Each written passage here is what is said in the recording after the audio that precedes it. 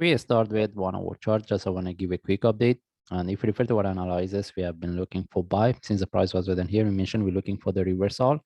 And right now we're looking to see the breakout of the previous top, because with the breakout of the previous top, and if we're looking to see the breakout of the 19, then the target we're looking for is 20 following by 22 cents. All right.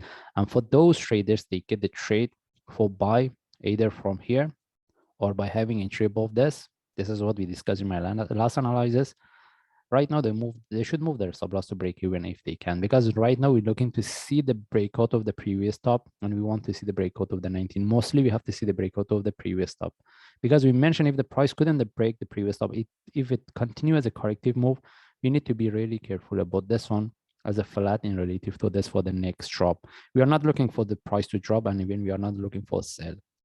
We're looking for buy, but the only thing is we have to see the continuation as a sharp move, and we need to see the breakout of this zone, and mostly previous top following by 90 this zone. All right. Now, if you want to look for the next trade, we have to see the breakout of the previous top as a sharp move flag. This is where we can look for the next trade setup. Right now, we cannot take the trade. The only thing is we have to see the breakout of the previous top, because if the price couldn't break, then it turns to a corrective move. Then any drop following by flag, we can look for sell. That's why for those traders, they get the trade for buy right now, move their stop loss to break. They should move their stop loss to break even.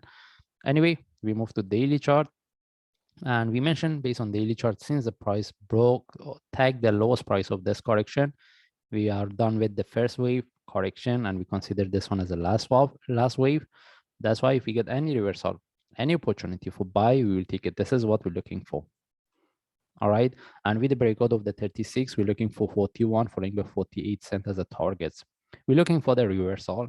It doesn't mean the price can reverse as a straight line. That means we can expect the price consolidate here for a longer time before we see the reversal. But what we're looking for as a long term, we're looking for the reversal. That's why if we want to look for buy, we have to, the best thing is if we get the trade based on lower time frame. Because if as I mentioned in my last analysis, if you want to look for trade based on daily chart, because since we have to wait for the trade setup, maybe we don't get the price or trade at the low price.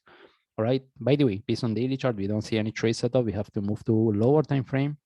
And right now, based on 4 hour and 1 hour chart, we have to see the breakout of this correction.